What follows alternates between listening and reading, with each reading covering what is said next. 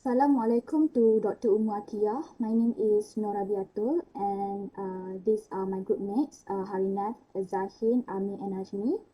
And we are from Book 1 and today we would like to present about Rohingya crisis in Myanmar. So first of all, I would like to start a brief introduction. Next slide please. As we know, the Rohingya is one of the ethnic minorities in Myanmar. They consist of a large group of Muslim and the Rohingya Muslim represents the biggest percentage of Muslims in Myanmar. And they actually have their own language and a different culture when compared to the other parts of Myanmar, which is because they are descendants of Arab traders who came and stayed in the region of generations. Well, the problem is the government of Myanmar has denied their citizenship. So they lost their basic rights in the country, which includes the right to vote and have access to many assistance from the government.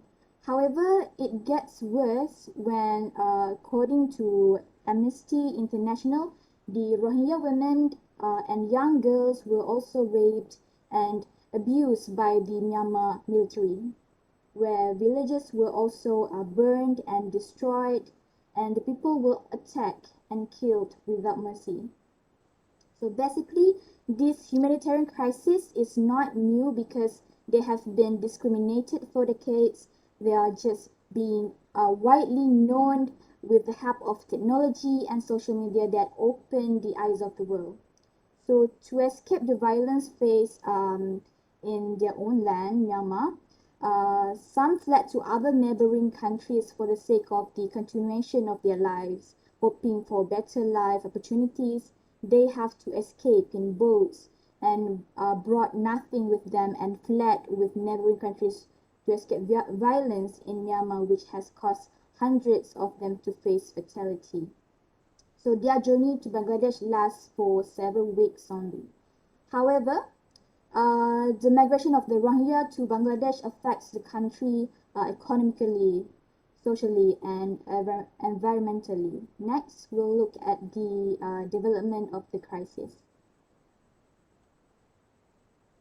Next slide.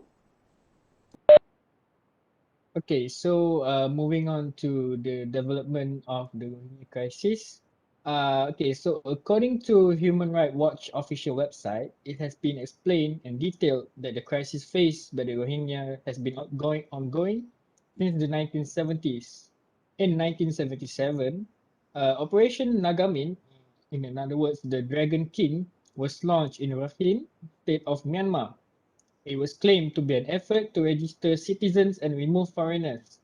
Due to that matter, many fled to the neighboring country, Bangladesh.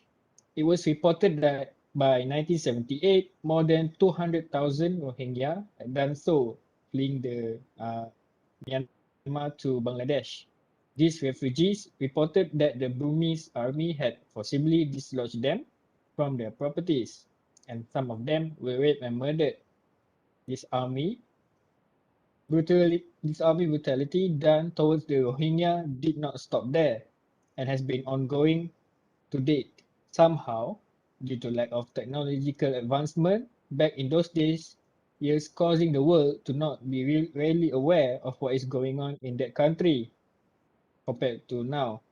From the military's government point of view, it could be really seen that they are adopting the realism perspective in handling their countries.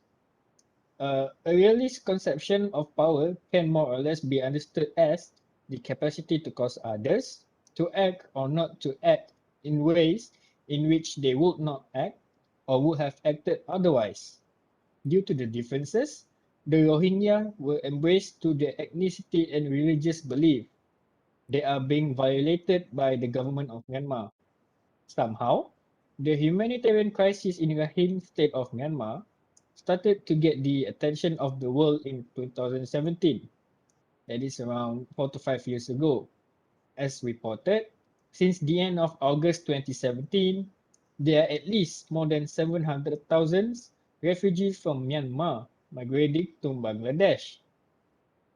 These refugees include one of the largest, fastest movement of people in the history of mankind.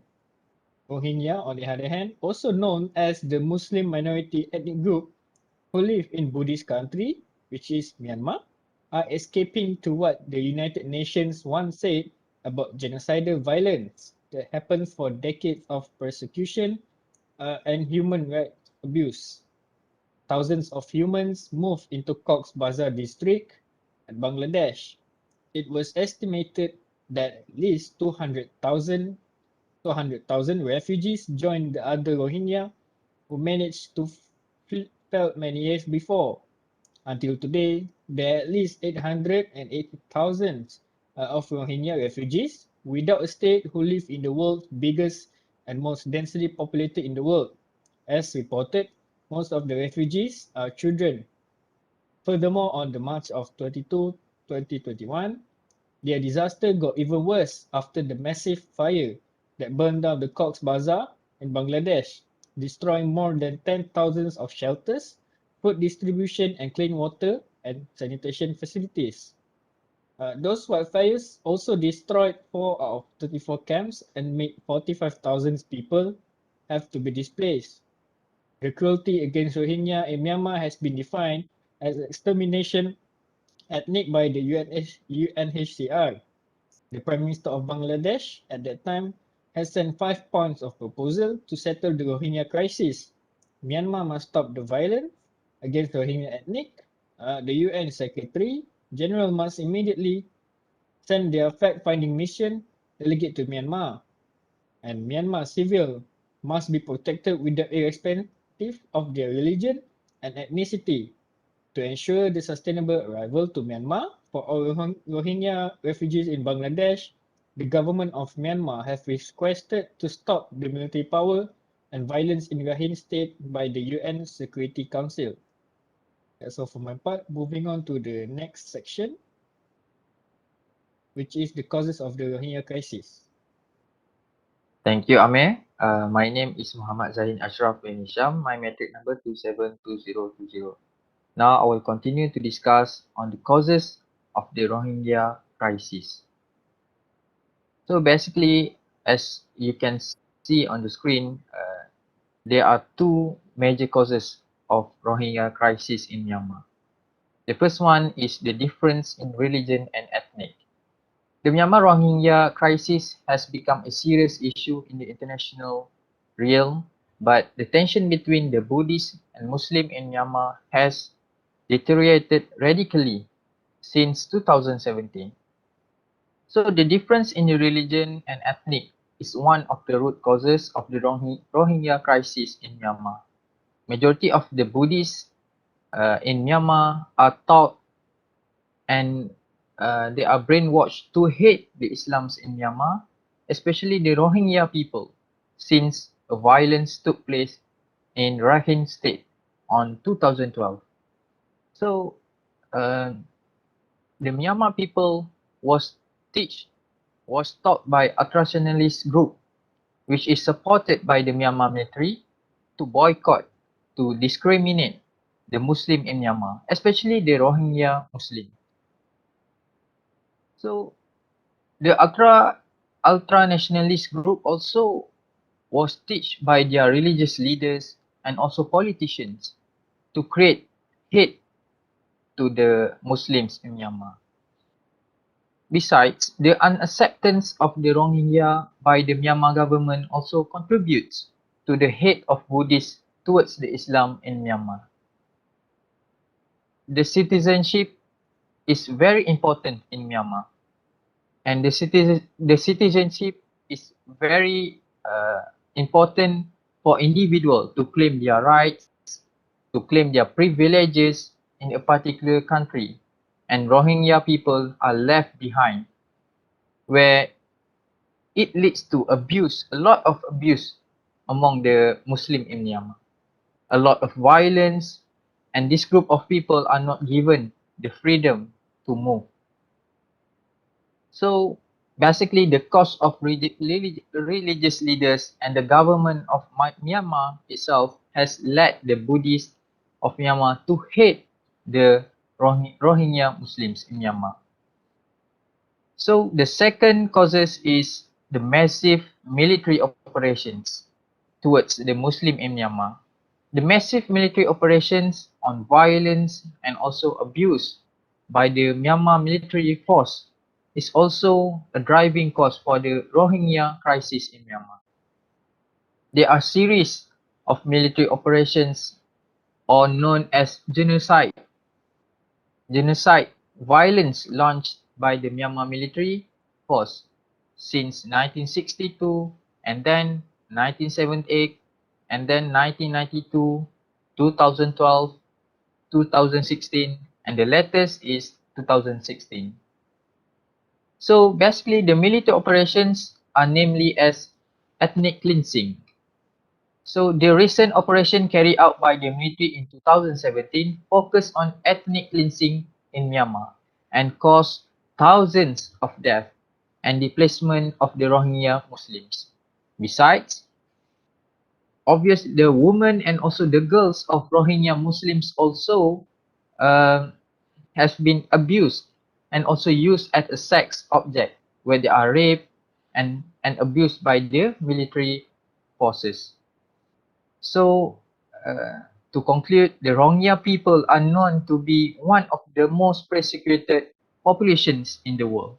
Although we can see that nowadays the media and the academic, also the experts have been making vast coverage regarding this crisis, but it has not been sufficient for the plea or justice for this group of people to be served.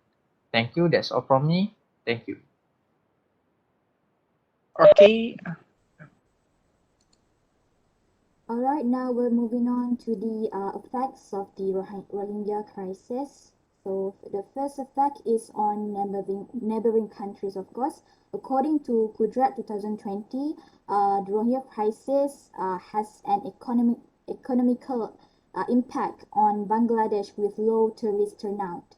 So due to the unstable situation along the Bangladesh and Myanmar border, local people have started to create their own small businesses like selling fish, vegetables, bamboo sticks, and many more inside the refugee camps.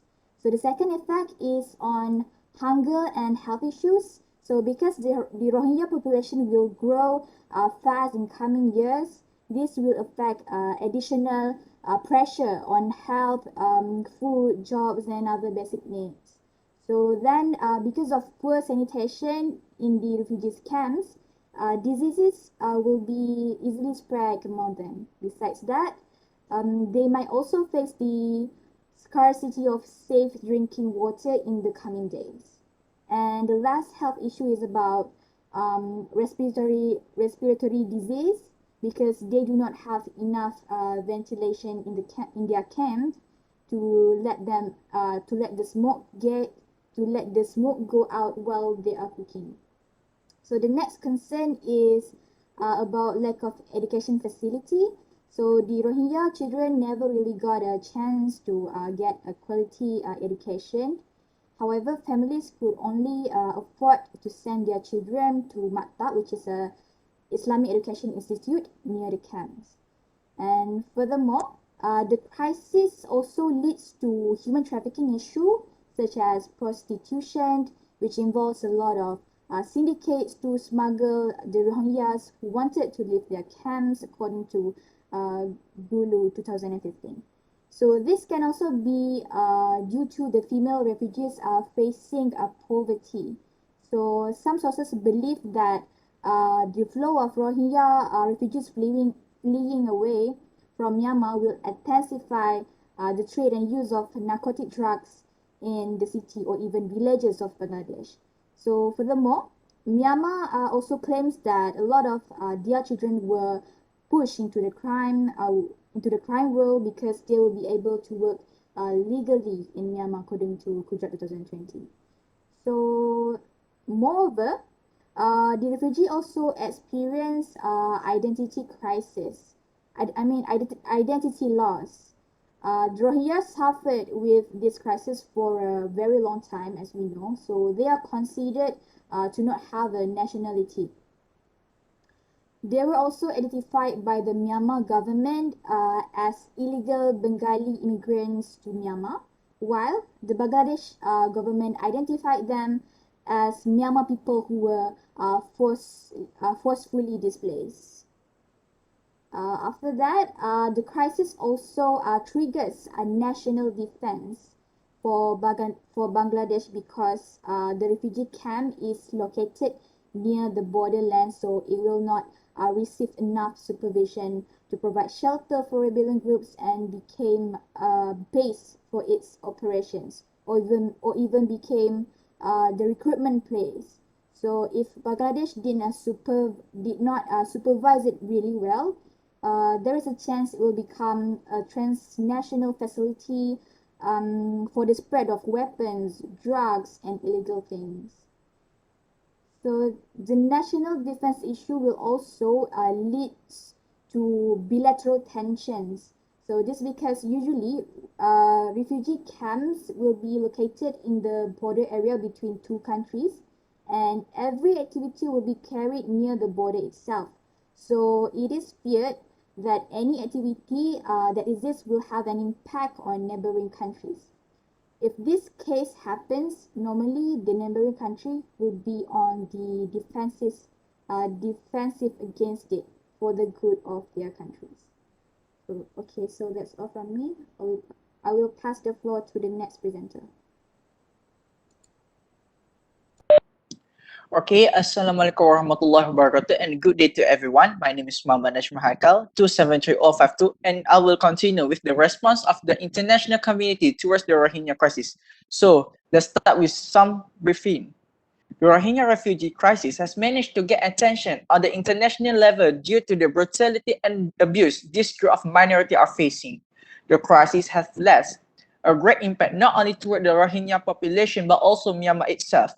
The Rohingya refugees have been mostly fleeing illegally to various states to escape from the brutality they face in their country.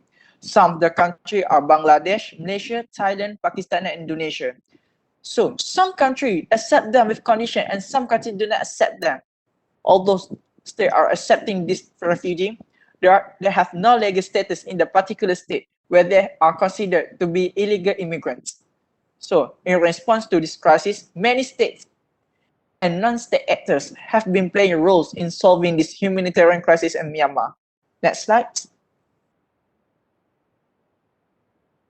Okay, so let's move to the Asian response. Neighboring countries such as Malaysia, Indonesia, and Thailand have also been playing a major role in the Rohingya refugee crisis in Myanmar. These countries have been helping these refugees in aspect of humanitarian aid, asylum seeking. So according to United Nations High Commissioner of Refugees, currently there are around 154,350 refugees registered under UNHCR in Malaysia alone. Besides, Indonesia even voiced their concern regarding this crisis in the 53rd Asian Foreign Ministers meeting to replace the Rohingya refugees back in the Rakhine state. So, next slide. Next, that's the other country.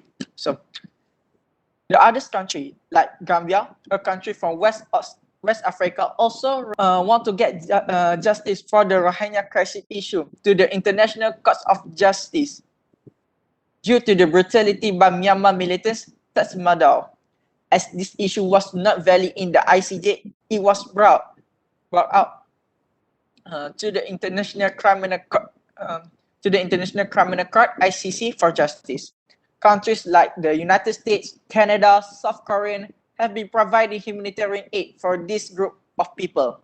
So the United States has been constantly imposing sanctions against Myanmar since the administration of Trump in the United States. So next slide. Next slide. Okay. Furthermore, the international organization have been playing an active role in the Rohingya crisis. The United States is one of them. Besides implementing sanction and restriction on Myanmar with the United States and European Union, EU, United Nations has also played a role to the Security Council and the United Nations High Commissioner for Refugees, UNHCR. Through the Security Council, The United States has imposed embargo arms on higher military officers and the government of Myanmar itself. Besides, UNHCR has also been playing an active role by urging the Myanmar government to grant citizenship for the Rohingyas in Myanmar to avoid discrimination against this minority. The discrimination this population is facing is one of the root causes for them to be fleeing away from Myanmar. UNHCR has also been taking extensive measures to improve the livelihood and providing proper education for the Rohingya children. Many Rohingya who flee to the other country are also separated by the society. Thus, UNHCR play a role in helping this minority to live in a normal life wherever they are placed. So, the next slide, China. Next slide, China. Okay. So, China has also made a move toward this crisis in Myanmar. So, China played a role as a middleman between Bangladesh and Myanmar to end the Rohingya crisis. China introduced a three-stage plan, where is a joint action taken by the diplomats from 51 countries regarding the Rohingya crisis on 20 November 2017. So the objective of the plan was to stop the fleeing of Rohingyas to other states, to find a conjointly acceptance between the Bangladesh and Myanmar government, and to reduce poverty and elevate the socio-economic situation for the Rohingya population. Besides, when countries such as United States start criticizing and implementing sanctions on Myanmar, China took the opportunity to reestablish its bilateral relation with the Myanmar government. China support the decision of Myanmar, stating that the action taken by Myanmar is to restore the stability in Myanmar. So to sum up, although this crisis has been heard in the international realm, there's no definite solution for the refugee crisis in Myanmar. It is a long-term process where there should always be actors to monitor the crisis to avoid Myanmar continuing persecuting this group of minority. The joint action of all state and non-state actors will enable to protect Rohingya minorities. So that's all for me. Thank you. Now I will present about possible solution to curb Rohingya crisis. Okay, there are some possible solution can be suggested to solve the Rohingya crisis. From the research that I've been studied before this, propose some important solution to solve this Rohingya situation. One of the solution is the UN General Assembly should be forced the council to reconsider its position and function more efficiently. It's also as jurisdiction to discuss and bring to the UN Security Council any problem of peacekeeping raised by any members or non-member state. The UN General Assembly has the authority to make suggestion, granted that UNSC will not working on the same issue at the same time again and again. Moreover, another solution that can be suggested is resolution of 3 November 1950.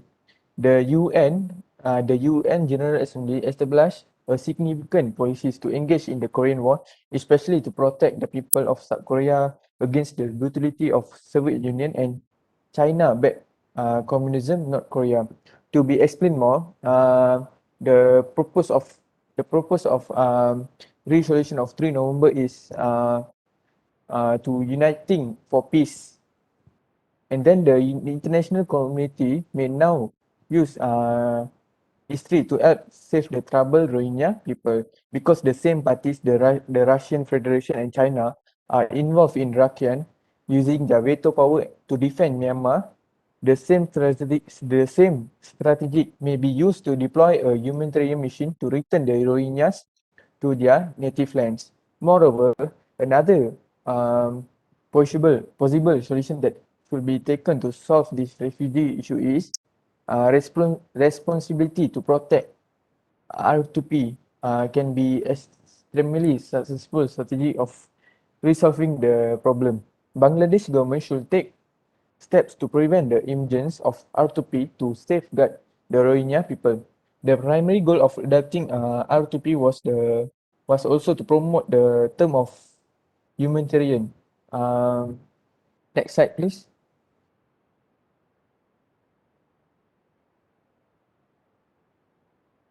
Okay, providing a safe zone, or perhaps more than one, will be possible alternative toward the situation, allowing the Rohingya to return to their country.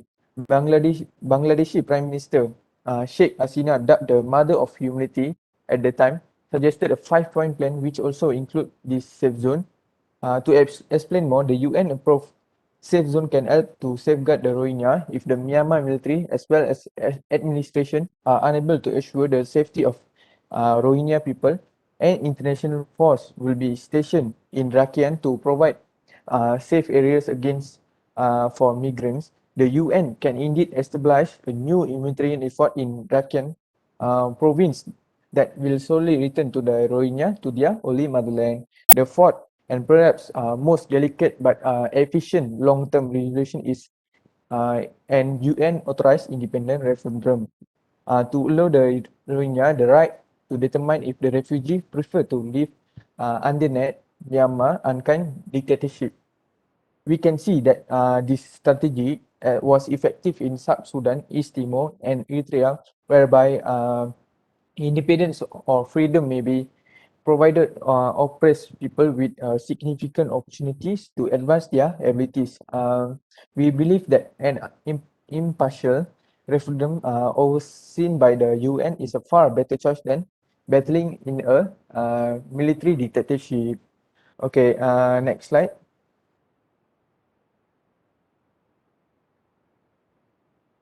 Okay, to sum up, a refugee is someone who has been forcibly removed from their home in search of safety elsewhere, and their numbers have risen drastically in the 20th first century.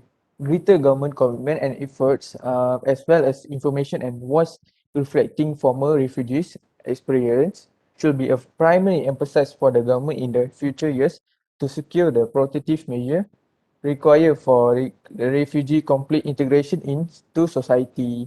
Human rights are most discussed issue today, and many convention treaties accords have been formed, as well as numerous seminars, symposium, workshop to educate people aware of their rights. Despite legal and political and diplomatic challenges, providing education in refugee children, also engaging in social and political life to flourish and secure democratic values and promote solidarity during the time of growing diversity. It can be the first building block for their next step in their life. So that's all from me and our group. Thank you so much.